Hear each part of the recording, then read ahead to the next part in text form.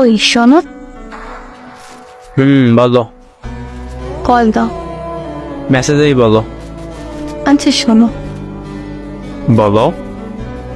আমি তোমার সাথে আর থাকতে পারবো না। ও আচ্ছা, ঠিক আছে। আমি তোমাকে জোর করব না, যা ভালো মনে হয় তোমার করো। তোমার কষ্ট হবে না। কখনোই না। তাহলে কি আমাদের ভালোবাসা মিথ্যে ছিল? জানি না। আচ্ছা আমি যাই, কথা বলতে ইচ্ছে করতেছে না। আচ্ছা।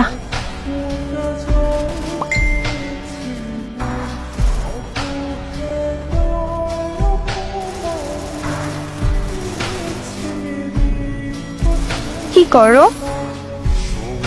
কেন, কি দরকার? কোনো দরকার নেই, এমনি। এমনি হলে জিজ্ঞেস করছো কেন? ভালো লাগে না তাই জিজ্ঞেস করছি। দুনিয়ায় কি মানুষের অভাব? আমায় জিজ্ঞেস করছো কেন? অন্য কাউকে করো। তোমাকে ভালোবাসি তাই তোমাকে জিজ্ঞেস করছি। আচ্ছা ব্লক দাও আমায়, অনেক খুশি হব তাহলে।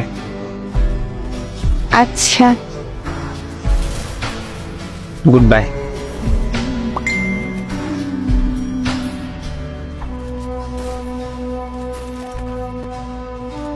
তারপর এদের বিচ্ছেদ হয়ে গেল।